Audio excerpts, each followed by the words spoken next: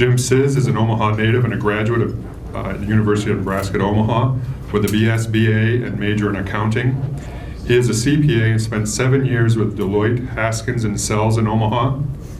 He joined the local Cummins distributor in Omaha as VP of Finance in 1978 and held various management positions, becoming president in 2000. He later completed a consolidation process with Cummins, combining the Omaha and Kansas City distributors in 2005.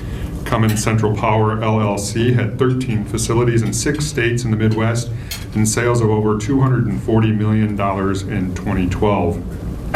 After 34 years with the distributor, he retired and sold his majority ownership in Cummins Central Power LLC back to Cummins in June 2012. Jim and his wife, Mary, have been married for over 42 years. They are members of St. Robert Bellarmine Parish in Omaha. They have 3 children and 6 grandchildren.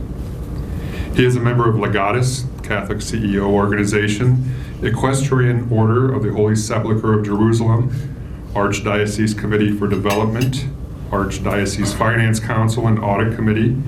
He holds positions on KVSS Spirit Catholic Radio Board, Port Clare Sisters Advisory Council, and U.S. Bank Omaha Advisory Board. He doesn't sleep. He has held many past board positions like Marion High School, St. Augustine Indian Mission, UNO Alumni Association, and Northwest Rodeo of Omaha.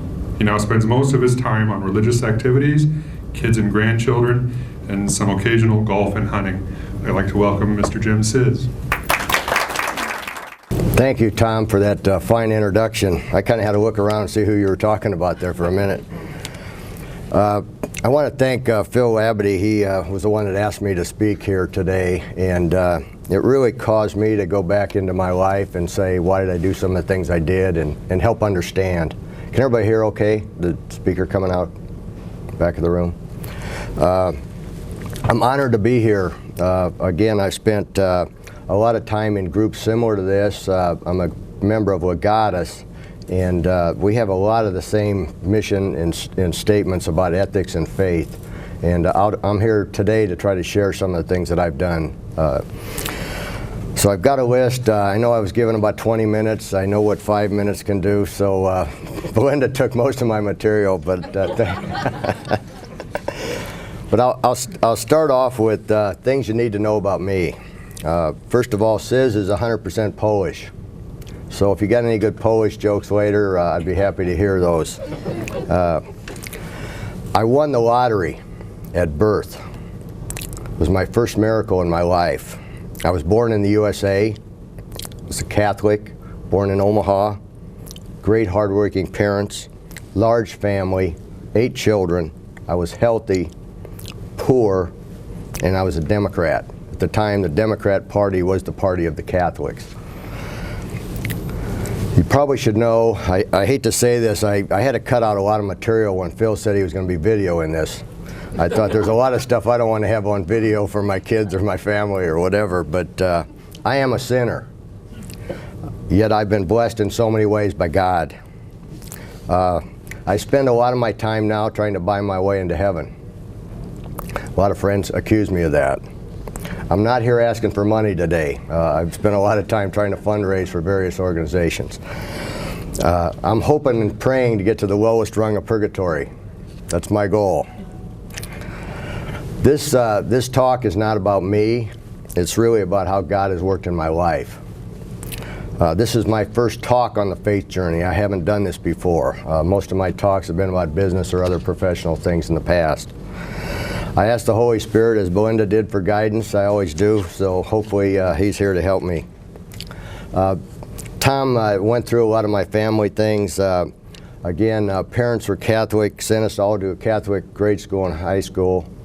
I went to ICC, which was Immaculate Conception Parish down in South Omaha, so I was an SOB, South Omaha boy. Went to the University of Nebraska at Omaha, accounting major, and came out.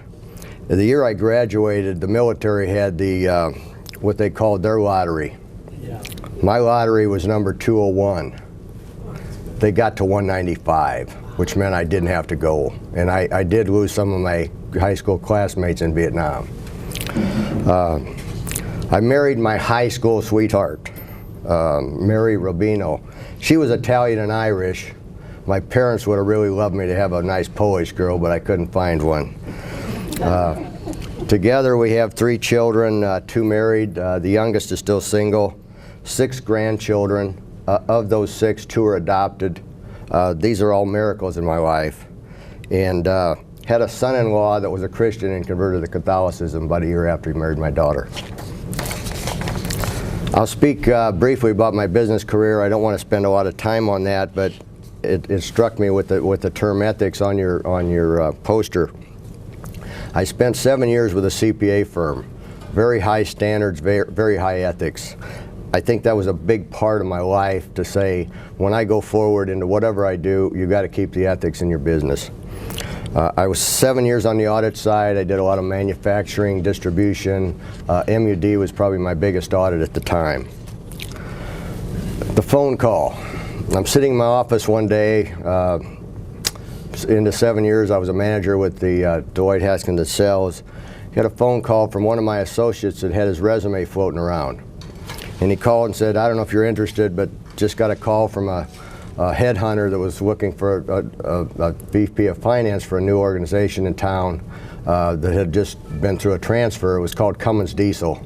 I said, Cummins Diesel, and I didn't know anything about Cummins. First words out of my mouth were, sounds like a gas station, I'm not interested. He said, well, here's the CPA, here's the president's name in case you want to follow up. Went home, got more interested, prayed about it. Long story short, was offered a VP of finance and small ownership percentage in that business, and 34 years later I retired there. So how a phone call can change your life. And I still get emotional when I go through that because it's just a miracle that it happened. I became president, COO, ran the business, had some great mentors in the business. Cummins was going through a merger process. They went from 31 distributors down to 16. And as I come back to ethics, Cummins really has a very high ethical standard. Their mission statement, their vision, they're really high on a lot of things. They're a Fortune 500 company. We were an independent distributor for Cummins, so we were selling diesel engines and generators. The merger process started, and long story short, they offered me a couple opportunities, and I selected the one in Kansas City, which basically doubled our volume here in Omaha. So we ended up with 13 stores, as was mentioned in my bio. I spent 34 years, and Tom had said when we ended, it was about $240 million in sales, 400 employees. I had made great many mentors, but I know a lot of this was all due to God, and those mentors really helped me. My decision to retire in 2012, a lot of you are a lot younger. And as I looked at it, I says, I could work another 2-3 years, make a lot of money, but I thought, this doesn't make sense because I'm saying no to too many family or faith things that I wanted to be doing. So I remembered when my dad's been dead for over 21 years, but when he retired, I went back and looked, and he retired at 62, and I thought, well, I could do that. And I got to be better off than he was when he retired because he was a blue-collar worker. So he just, in this book, I asked him to fill out for the grandkids. He says, the best career decision I ever made was retiring. Mom and I just love it. I thought about that, I went and prayed about it, and that January I called Cummins and said, I want to retire April of this year. They came back to me and asked me if I'd stay a couple more months and do it July 1st, which I did. The biggest downside to retirement is no paycheck. Everything else is a positive. As you get older, you start dealing with aging issues. Many body parts don't work like they used to. I've got a 93-year-old mother. She's just broke her second hip about 6 months ago. So starting to get into the dementia thing, and I heard people talking about parents and aging, but all of her friends and family, anybody she knew are gone, and it's really a tough one. Time is my most important asset. Try to use it wisely, but I'm so busy now that I don't know how I ever worked. And as Tom was saying, I got involved with a lot of activities, mainly faith. My wife, when I decided to retire, I really wasn't thinking a lot about what that was going to mean at home. She got talking about her space, and she just said, you know, we married for better or for worse, but not for lunch. So I'm staying with that one, so we pass each other in hallways. She's doing her nonprofit stuff and kids stuff, and I'm doing mine. Tom went through a list of some of the major activities that I'm involved with now. I mentioned Legatus. Legatus was probably the first organization I got involved with. Catholic CEO, Mary and I were one of the first 5 couples that started the Omaha chapter. I think we have 65, 70 members now today. Legatus means ambassador, and our mission is to study, live, and spread the faith. Very similar to what you've got on yours about ethics in your faith. It's amazing. They have a monthly mass. You can go to confession. They have a rosary. And then they'll have a speaker with a dinner. Some of the things you learn, some of the speakers just are tremendous. And most of what I've got here today are all things that I've learned from speakers or Catholic radio or something of that sort. So I've been with Legatus the longest. The Archdiocese Finance Committee, it's tough to, when you get in the Archbishop's office, and we have by far probably one of the best archbishops in the country, Archbishop George Lucas. Great person. So he's tough to say no to, but I prayed about it and gave him the answer that I would work on those committees. He also asked Mary and I one that I didn't want to do, which was the being a co-chair of the capital campaign. Their goal was to raise $40 million. If it wasn't for Archbishop, we wouldn't have done it, but we ended up raising $52 million for that campaign. So there was like 7 chair couples, and some of those were in the outskirts, but it was really well done and well orchestrated. So, but Archbishop, if you haven't met Archbishop George Lucas, get to meet him, get to know him. I've spent a lot of time with him. He's just a great individual and a great shepherd. KVSS Spirit Catholic Radio. Can't say enough about it. If you don't have 102.7 on in your car, I recommend you to do that. I learned so much about my faith all day long, Catholic radio. Whenever I get in that car, I don't listen that much at home. There's times I pull into my garage and there's some good speaker talking, and I stay in my garage with my car running until it's over. Trust me, I just ask you, if you're not listening to it today, spend a couple weeks, the next couple weeks, trying to get in, no matter what time of day, listen, and something will touch you. Holy Spirit will touch you somewhere. Talked about your prayer with the Poor Clare Sisters. Got involved with the Poor Clare Sisters, was invited to one of their dinners. So we went to dinner and, you know, gave a donation, and next thing you know, Sister Teresina, their head nun, was calling and saying, could we have you and Mary and your family out to have a mass, special mass? And our daughter had been trying to have kids for 5 years, and then they tried to adopt, and been doing that for a couple years. We went to a mass on Sunday at the Poor Clares. They prayed for us. Tuesday, I'll break up during this one, but my daughter got a call for an adoption. And again, it was a miracle in our life. And so I've been with them. They were building a new facility out west, and they had all kinds of issues. The place looked like it was closing down. We got a group together, and we got them in their new chapel here, you know, about a couple months ago. The Equestrian Order, if you don't know much about that, it's an organization that really helps the Christians in the Holy Land. And I was asked to be on that for a couple years, but they wear these robes and capes, and I thought, that's just not my style. I don't know if I could do that. But the more and more I saw, a lot of the people I hang around with were getting into these organizations. And as I'll talk about somewhere in here, is it raises the bar. It's who you hang around with and where you spend your time with. You see what they're doing, and it makes you raise the bar. Great group, and a lot of people don't know there's only 2% Christian in the Holy Land, and it could be a museum someday the way it's going. So we try to support schools in the Holy Land for Christians. I'm on the only paid board I'm on is U.S. Bank Advisory Board, small pay. Rest of the time is family, grandkids, and as I said, my 93-year-old mother. Everybody, hopefully in their family, has what they call a prayer warrior. My mother's a prayer warrior. She sits at her table with her prayer cards, saying rosaries and doing things, and with 8 kids, and we all have issues. I mean, there's all kinds of baggage with my family and my wife's family, but if you don't have a prayer warrior in your family, try to get one, or start getting one in your family.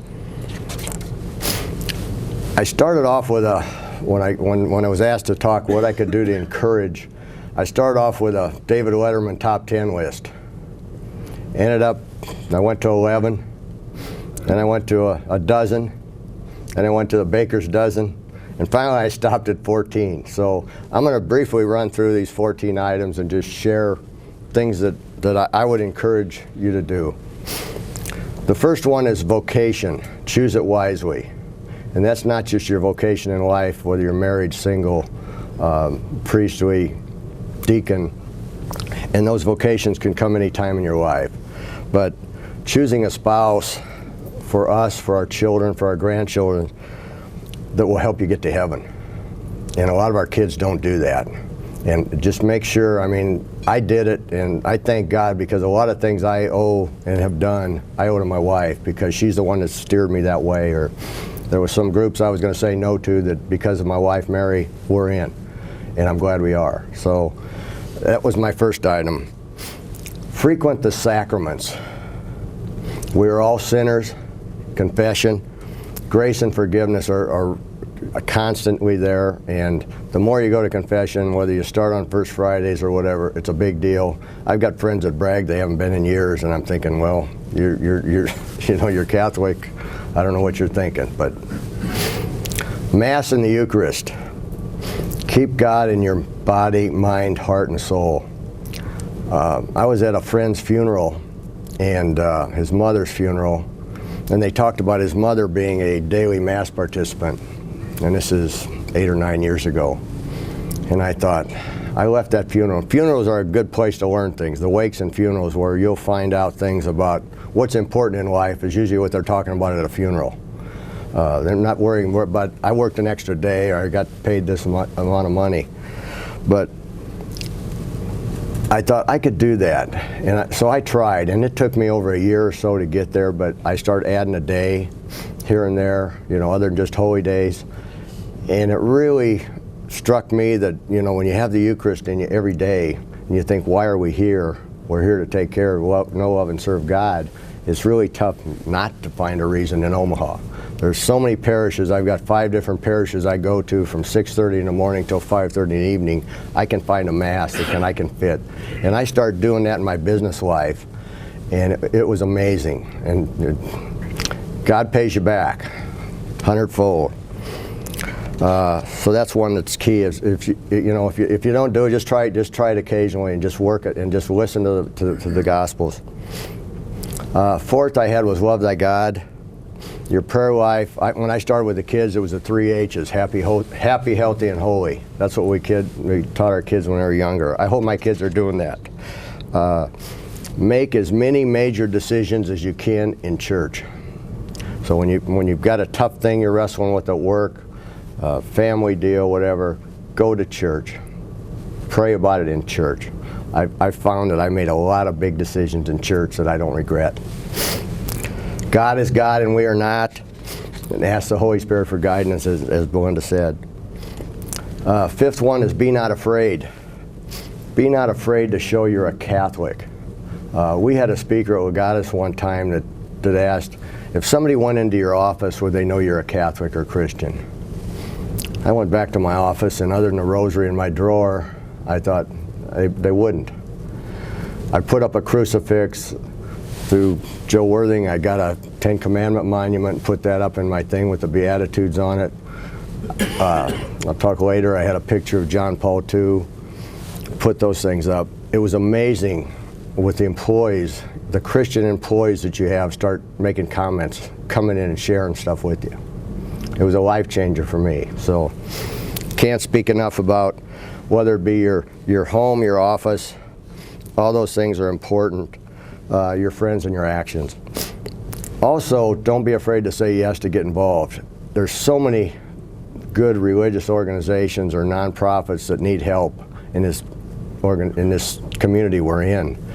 Say we're blessed with roughly 40% Catholics. I think there's, a lot of folks in this room could help. If you're not helping, don't be afraid to say yes when they ask you. Be generous. I know they put the book on your table for the Dynamic Catholic through Catholic Radio. I read that book last year, and it's really got a lot of good information. I'd urge you to read that book. But excuse me one second, fighting a little head cold here, and I need to clear.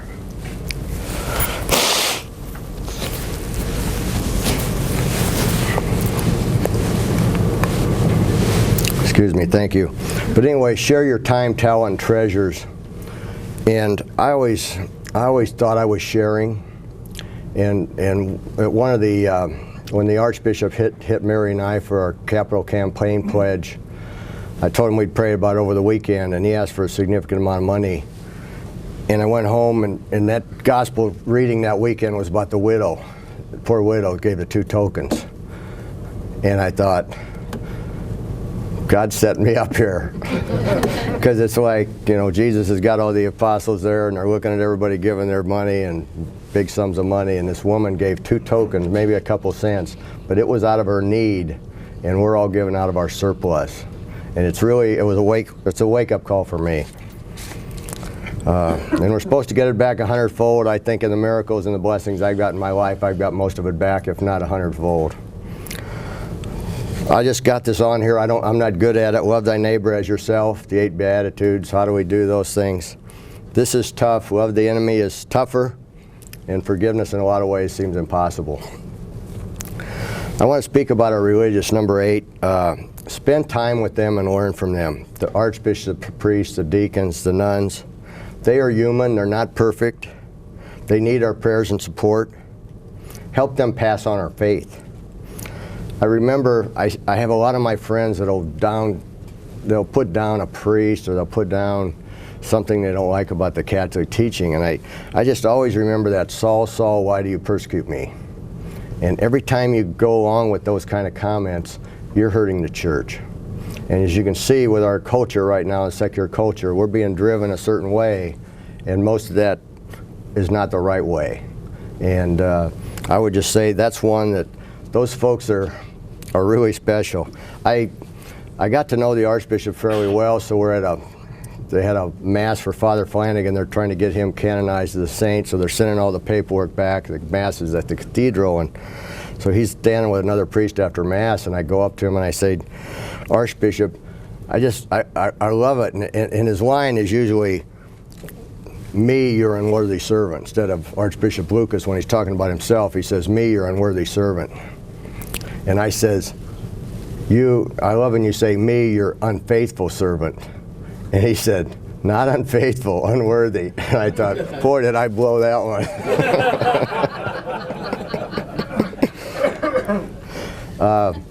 The 9th item I'll bring up, I don't know how we're doing on time. Pilgrimage. If you haven't been on a pilgrimage, and I hadn't been until I got involved with Legatus, whether it be the Holy Land, Rome, Vatican, there's a lot of pilgrimage, Lourdes, Fatima. Steve Ray's a pilgrimage guide, and he's done probably, Mary and I have been to the Holy Land 4 times, and I think 3 of the times been with Steve Ray. He brings it up that it's like the 5th gospel, because you're seeing the sights with your senses. So you've got your smell, your sight, your hearing, and when you go to the Holy Land and you go on the Sea of Galilee, or you come back and you hear the readings, you can picture where those readings are, and you see a lot of those sights, Calvary, and all the things in the Holy Land. So if you haven't done a Holy Land trip, everybody worries about, is it safe? It's always been safe. I mean, I think Israel is one of the safest places to be in a time of crisis. I mentioned Legatus. We went to the Vatican 2003, and our goal was, Legatus always takes a pretty good sized check to the Holy Father. Well, John Paul II had been in there 25 years, never been sick. Well, he's ill, the general audience. And we're walking around down, and our group's like 35 of us. Pretty soon it's down to 24, but the priest working behind the scenes and personnel comes and says, Saturday morning we're supposed to go to this door. We go to the door, Swiss guard takes us up to his private quarters. So we get in there and there's a library. They said we're going to go into the library. We thought, well, we'll get a group photo with John Paul II. We're walking in and we see the couples in front of us kneeling down, kissing his ring. And again, a heartbreaker. Mary and I was Polish, so I'm thinking, okay, I'm going to do something or say something. I was speechless. You knew you were in the presence of a saint, and professional photographers had pictures. That's the picture I ended up putting in my office. Had more people comment on that.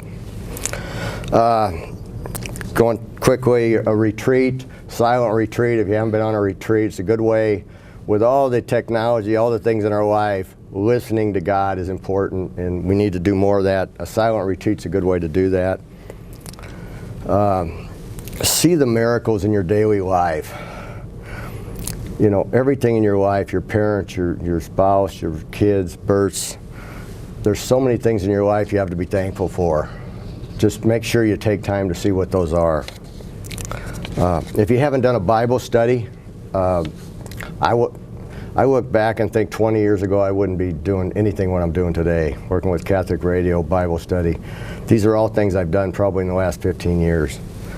But I was listening to Catholic radio. They had Jeff Cavins on the air, and I thought, well, I'll listen for a while, and it was Saturday and then Sunday evening, the way they had it. And finally, I end up, because I was to be traveling, I end up buying his tapes, so I would listen to those tapes. And Jeff Cavins does a really good job of tying up to say, these are the 14 books of the Bible you need to read, and you'll know the whole story. Because you start reading the Bible, you'll never get the connections. So I could have read hundreds of times and would have never got the connections you get from a specialist or an apologist. So I would recommend that. The last one is, the last two, Evangelize, is in Matthew Kelly's book there. And we had a speaker, Catholic Radio had Al Cresta here a month or so ago, and he just said, where does your faith stand in your priorities? And he says one way to do that is when somebody asks you how was your weekend or how was your day, make sure the first thing you say is something about your faith.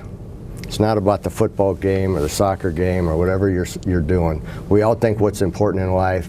That's one that he looked at as critical, and I think I shared that with some folks the other day, and I just think it's got to be a timing to say, talk about the homily, talk about something with your faith. The Catholic radio is another way, you know, like I said, I tried to urge that earlier. I do have a few props that I was going to.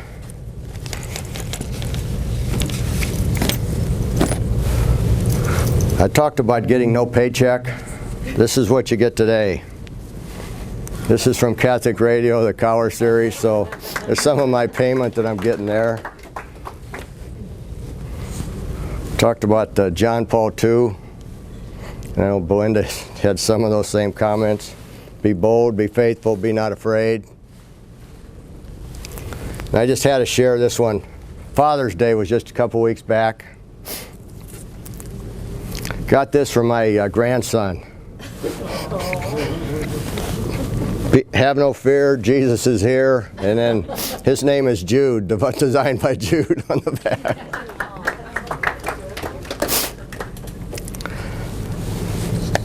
The last item, number 14, I hear a lot of people talk about bucket lists. I got a bucket list. I want to go to the World Series, the Super Bowl, all these things.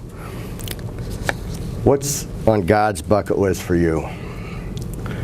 And if we don't spend time listening, we'll never know. So just think about that. God laughs when we plan. I mean, I thought I'd be doing so much different things when I retired.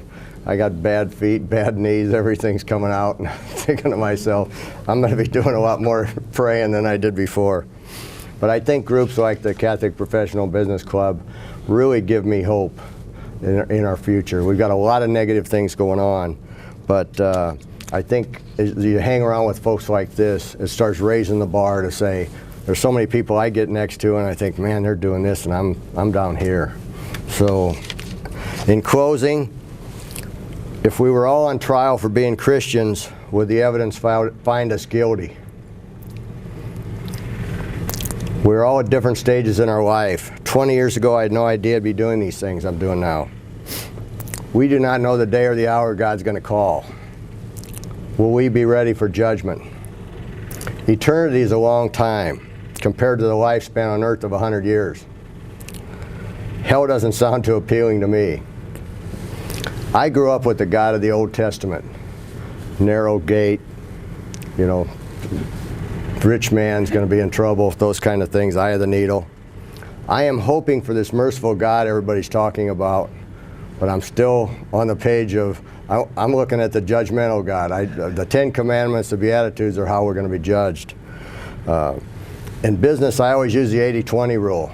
20% of my customers brought me 80% of the volume. If I had to throw a dart right now, I would say that the way I see the culture going, 20% of us make to heaven and 80% don't. And that's the world.